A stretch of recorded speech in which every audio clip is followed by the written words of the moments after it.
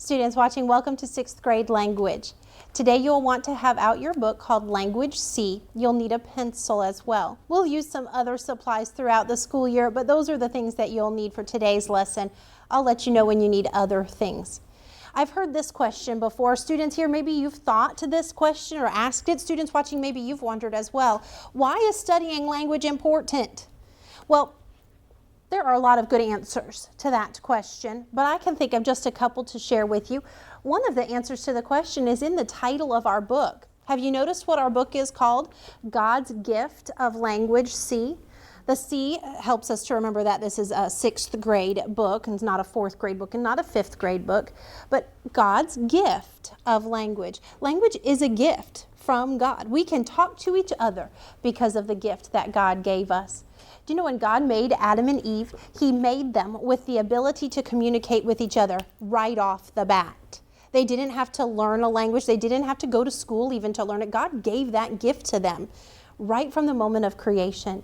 Have you ever thought about this before? This is a fascinating thing to me, that when a new baby is born, including you when you were born and me way back when I was born a long time ago, that every baby that is born has the ability to learn, to read, to understand, and to speak every language in the world.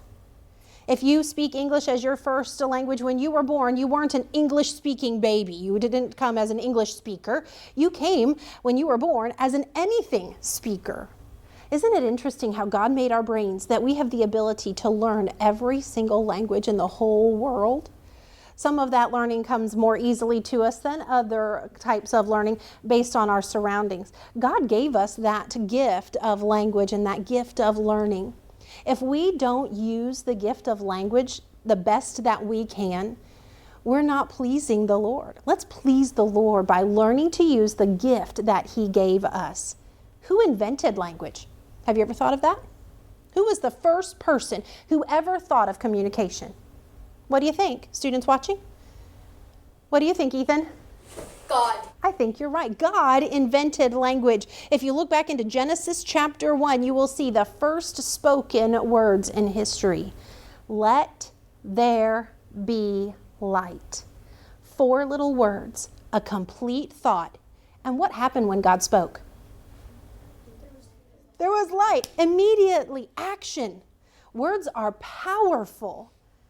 And God invented it, and He gave it to us. Let's use our year in 6th grade language to the best that we can to please the Lord through the use of the gift that He has given us. I told you we'll have several different supplies that we'll use over the course of the year. The main one that we will use is that book that we've already looked at a little bit called God's Gift of Language C.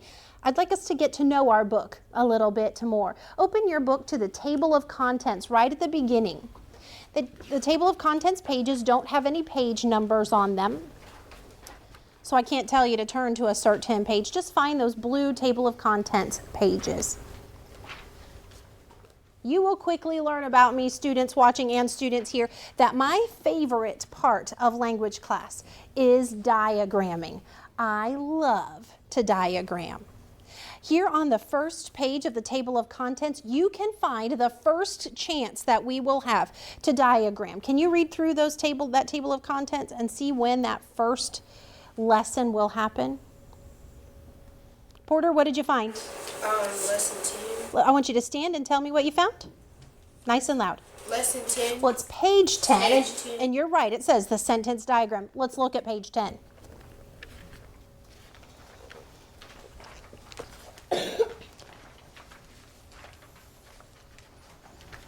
Page 10 looks in format very similar to other pages that you will see in language class. Do you see that blue box at the top of the page? In that blue box, you will often find definitions or steps to follow or a fact or a rule to know. We won't always take the time to read those blue boxes together every day, but we will always talk about what's in them. You'll see blue boxes a lot in our language book. Underneath that blue box on this particular page, page 10, you see some exercises. Exercises like that will help us to practice what we have learned. And the facts, remember steps or definitions, will be in the blue box to help us if we need help. Now I want you to look down at the bottom of the page and find the lesson number at the bottom. Do you see that? It's not lesson 10, is it? What lesson is it, Porter? 4. Stand to tell me that answer nice and loud. 4. It is lesson 4. So here we are on lesson 1. That means in just a few days, we'll be at lesson 4, and we will get to diagram for the first time in our school year. I'm looking forward to lesson 4 already. Let's find another page to look at. Go to page 24. Page 24.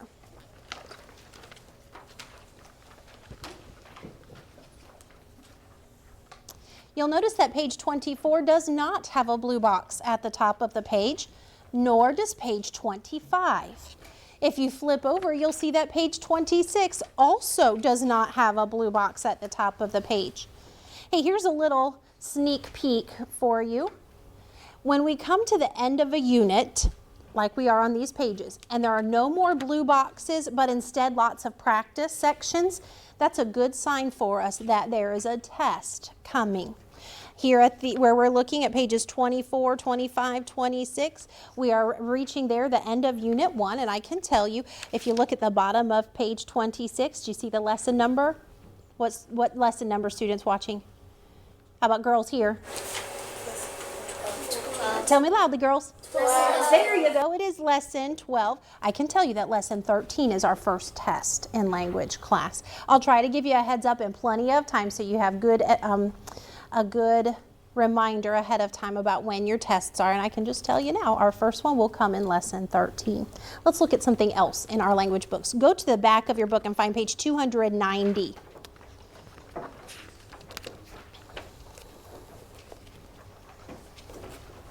Way to the back. I know it's the first lesson of 6th grade, and here we are already looking at the end of the book. Page 290 begins for us what we call the handbook of rules and definitions. If you get stuck on a concept or you can't remember the steps to follow for a certain thing, you can come to this handbook of rules and definitions in the back of the book, and you will likely find what it is that you are stuck on. These ideas are in alphabetical order by their concept name, so that makes it pretty easy to find. Can you find diagrams in this handbook? Point to it. Oh, Catherine found it. She found it right down there at the bottom of page 291. Do you see that beginning of diagrams? Turn the page. Whoa, look at all those diagrams and all the things that we are learning about diagramming this year. As we add to our knowledge of diagramming, if you get stuck on something, this page 292 might be a good reference for you to come back and check, see if it will help you. Okay. Hey, we've taken a little tour of our books, getting to know our books a little bit. At this moment, you can go ahead and close your books on your desk. Let's switch gears a little bit. One way that we can improve our language skills is through oral language exercises. Every day I'll say some sentences and you can repeat them after me. These sentences are filled with the correct use of words to help you get used to hearing and saying words correctly. Let's stand together. I'll say the sentence, you repeat after me. Bill and I went swimming. Bill and I went swimming. Sue and I are the winners. Sue and I are the winners. You might have noticed that the pronoun I is used as a subject, a part of a compound subject in each of these sentences. That pattern will continue through the rest of our sentences. Bob, Sally, George, and I are going to the circus. Bob, Sally, George, and I are going to the circus. Tom and I painted our bicycles. Tom and I painted our bicycles. Alex and I worked on our homework. Alex and I worked on our homework. My cousins and I went shopping. My cousins and I went shopping. Bill's uncle and I worked on the boat. Bill's uncle and I worked on the boat. You may be seated. Have you ever heard stories or jokes before that start like this? There are two kinds of people in the world. You might have heard maybe something like this. There are two kinds of people in the world. The kind that like to drink delicious iced coffee, like Mrs. Chipua, and the people who are wrong. So you're either one or the other. Either you like delicious iced coffee or you just are wrong and you should. Well, you know, there really are two kinds of people in the world. Some people that consider themselves more of a craftsman. You are a craftsman, students watching, if you like to follow recipes, or you like to follow the steps to put together a model airplane. If you're the kind of person, and I am this way, that you like to make a list and cross things off of the list as you go, you would be considered a craftsman who here says, oh, that's like me. I like to follow steps, I like to have a list. Students watching, you too. All right, you may put your hands down. The other side, okay, if some people are craftsmen, what's the other side? Artists. Artists like to see the beauty in the world, and they might not be as interested in following steps, but in creating something that to them is a beautiful thing. You might be an artist if you are not a craftsman. How many of you would say, oh, I'm more like that. I like to look around and just see the beauty in things and describe. Okay, students watching, some of you as well, you may put your hands down. Good news about sixth grade language.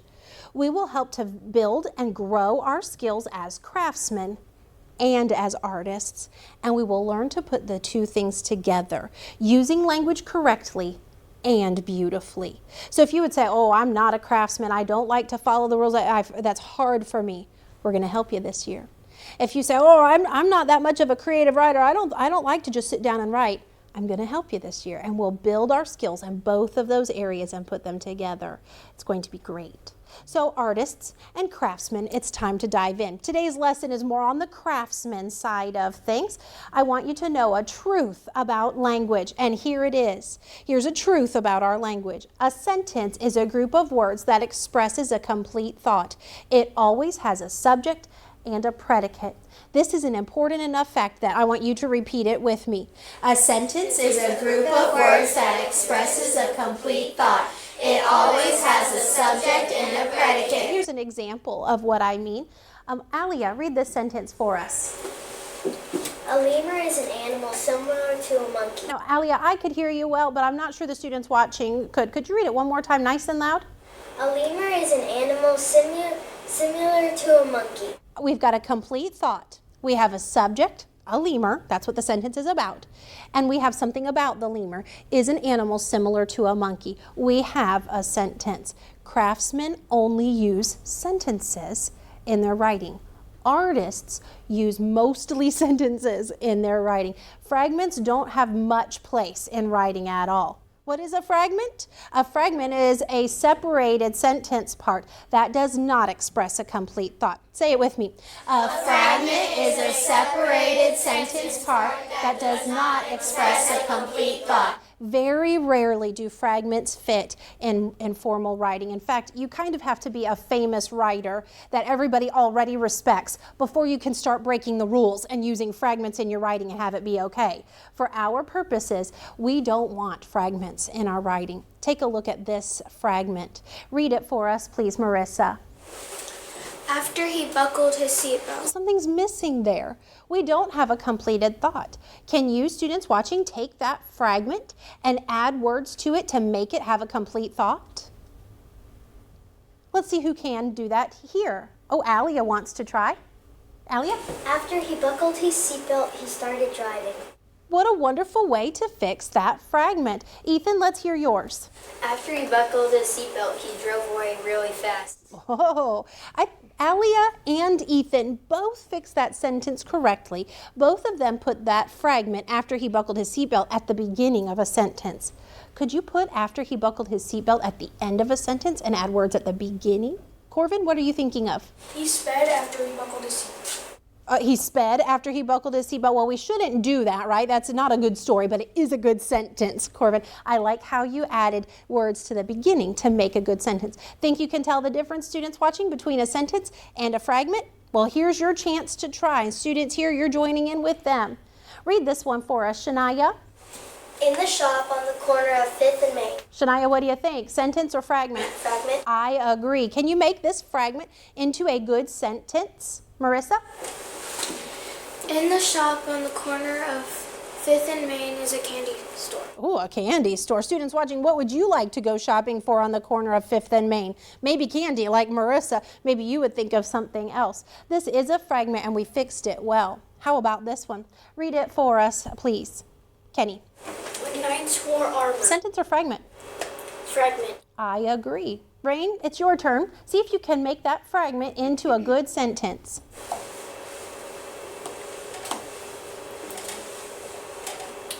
Stand and give me your best shot. When knights wore armor, they was ready to fight. Oh, they were ready to fight when they wore armor. Do you think it was easy for them to move around in that armor? Seems to me like it would be squeaky and hard to work with. Well, 2 fragments so far. Take a look at this one for us. Isaiah, read it. I am studying. Sentence or fragment? Fragment. I disagree. Read it one more time and think about it, Isaiah. I am studying. I see a subject, I see a predicate, am studying. That means it's a Sentence. It's the shortest one we've had so far, but it is a sentence. Now, fragments don't usually need punctuation at the end, but sentences do.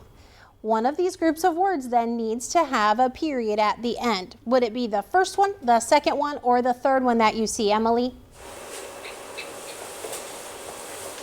Stand quickly. Your best answer. First, second, or third. Which one needs the period?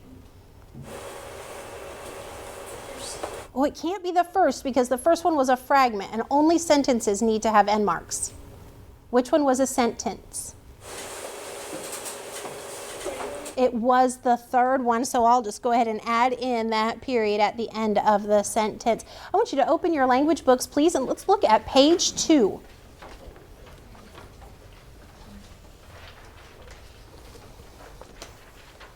Just like another page that we looked at recently, page 2 has a blue box at the top. We won't spend much time looking at that blue box since we've already discussed the contents of that box.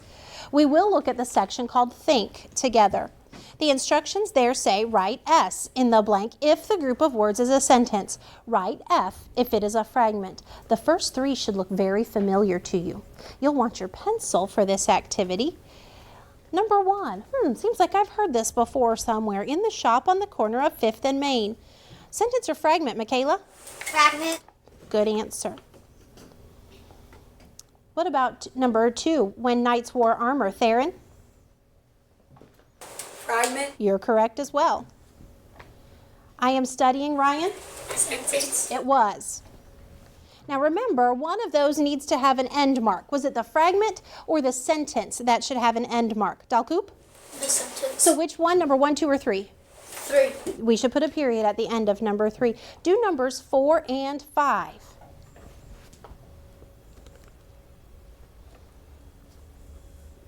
Correct and correct. Let's go ahead and add in the end marks after those sentences only. Excellent job. You did it. Good. Oh, you remembered your period and everything. Good thinking, Dalcoop. Looking good, Michaela. Let's go to Porter to check number 4. Porter, how did you label it? Fragment. I agree. How about Jalen with number 5? Sentence. What did you put at the end of your sentence, Jalen? A period. Excellent. Do number 6 through 10 on your own.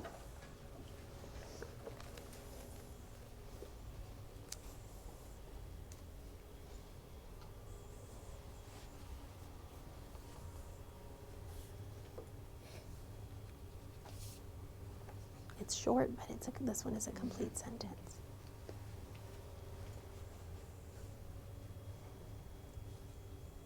So far, so good. Good, I like what I see.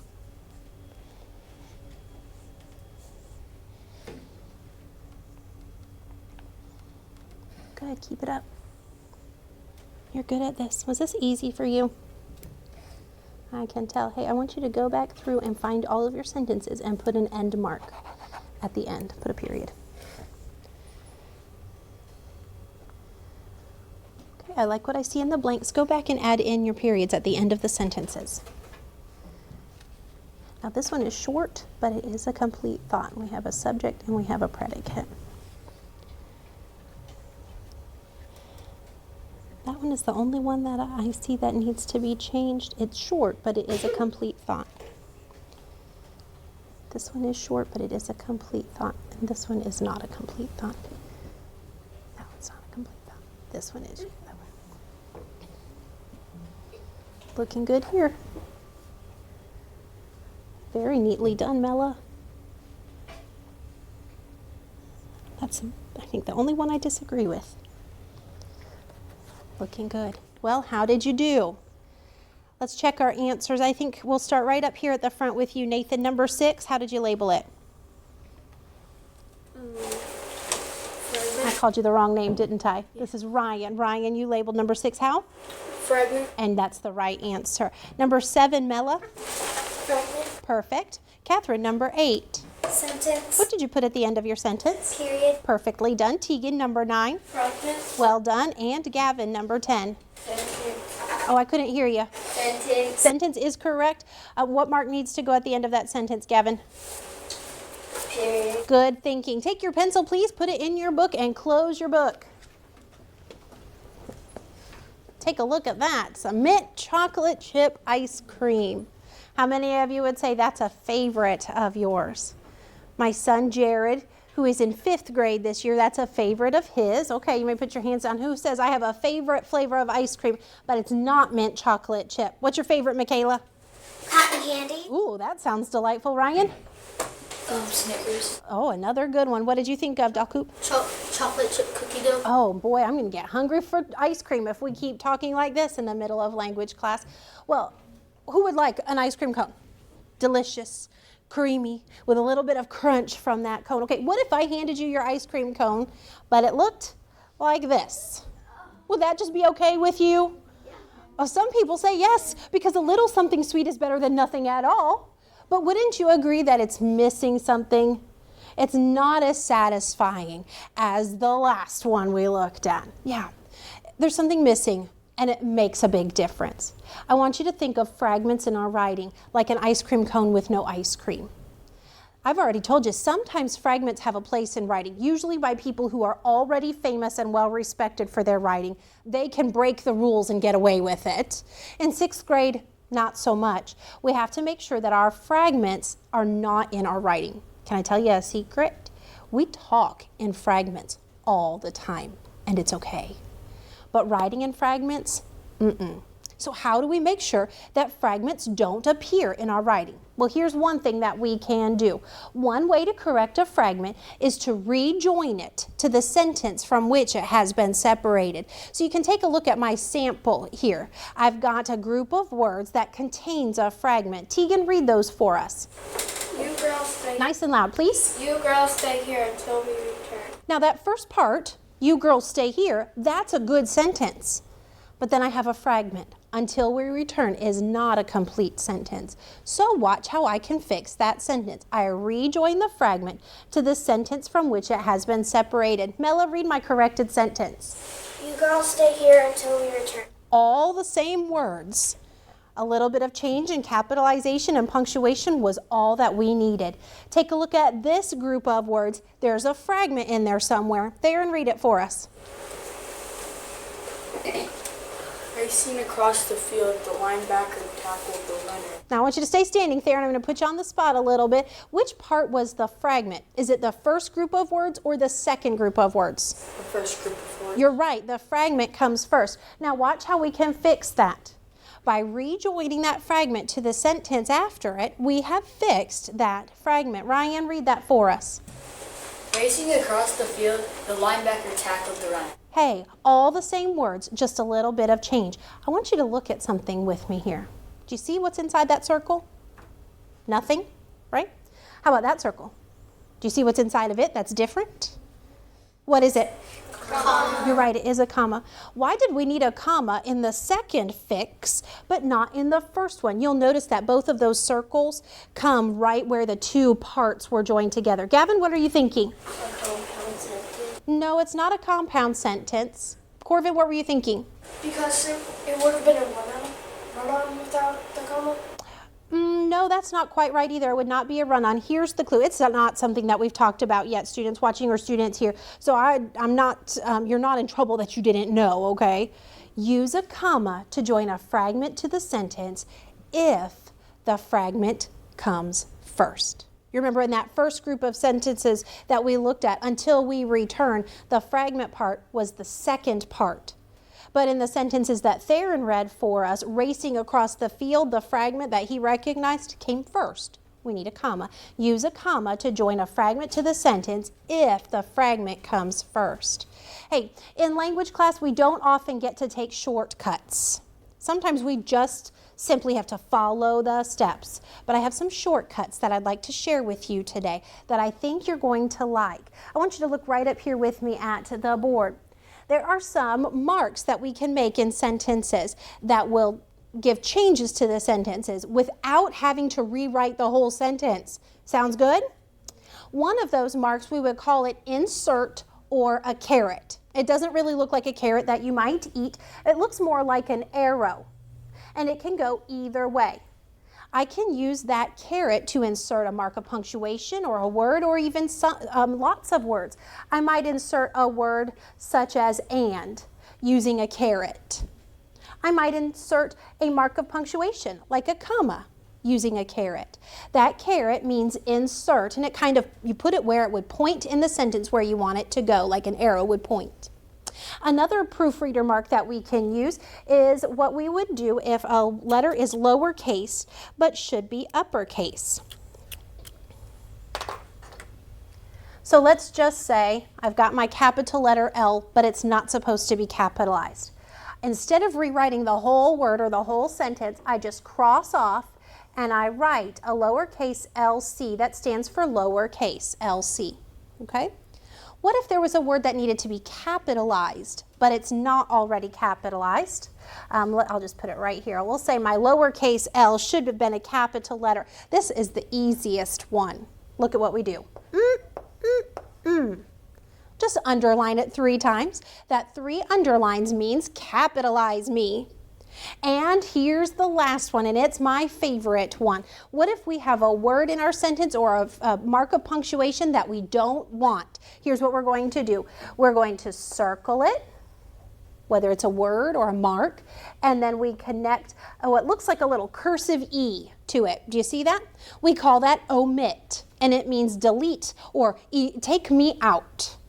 We might need that sometimes if we were connecting a fragment to a sentence. I want you to open your language books and we'll get a chance to use some of these proofreader marks. Let's go to page 3. You'll need your pencil for this activity.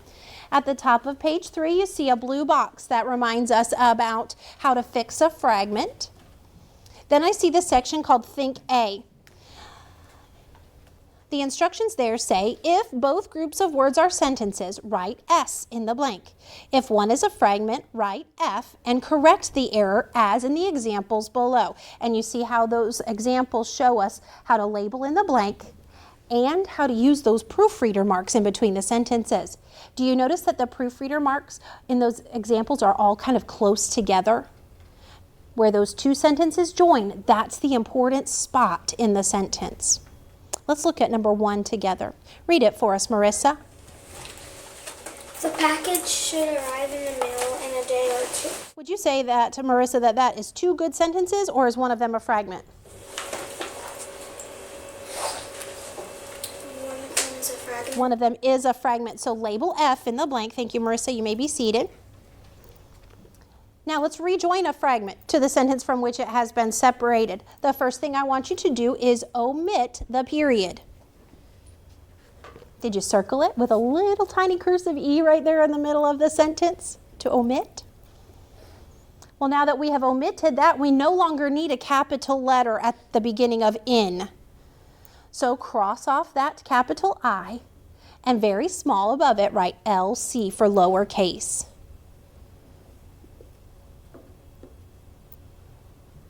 Now, as editors of our sentence, we've made all the fixes we need. We now have a good sentence with a capital letter at the beginning and a mark of punctuation at the end, and nothing strange in between. Look at number 2 with me. Read it for us, Kenny. Someone was knocking on the door. I answered it. Now, we either have 2 good sentences, Kenny, or 1 sentence and 1 fragment. Which is it? Someone was knocking on the door. I answered it. What about it? Is it a sentence or a fragment? Oh, it's a sentence. In fact, both of these are good sentences. So we're going to label S in the blank. You may be seated, Kenny. Do we need to make any changes when we have a sentence? No, everything's okay as it is. Look at number 3 with me. Our sentence reads, after the rain stopped, a beautiful rainbow appeared. Students watching, are both of those groups of words sentences, or do we have a fragment in there? Can you help us out here, Theron? Sentence or fragment? Sentence. Well, one of them is a sentence. But one of them, students watching, did you notice? One was a fragment. After the rain stopped is a fragment. You may be seated. Let's make sure we label F. Then we need to omit the period. We need to lowercase that capital A. And sentence number 3 needs something that sentence number 1 did not need. Ariana, I was hoping you would know what it was. Comma. It does need a comma. Ariana, stand up again and tell me why. Because if the fragment is first, then you need to put a comma. That's exactly right. Good job, Ariana. Students watching, did you already insert that comma? Hey, so what are you going to do with the rest of your language time, students watching? Well, anything that you have not completed on page 1 or page 2, you can work on. At the bottom of each page is a little section to take a look at. On page 1, no, excuse me, it is page 2. We see a go back section. You've probably already worked on that as you were doing your page 2. And then at the look closely section is a good reminder for us about when to use a comma when rejoining a fragment to the sentence. Do well.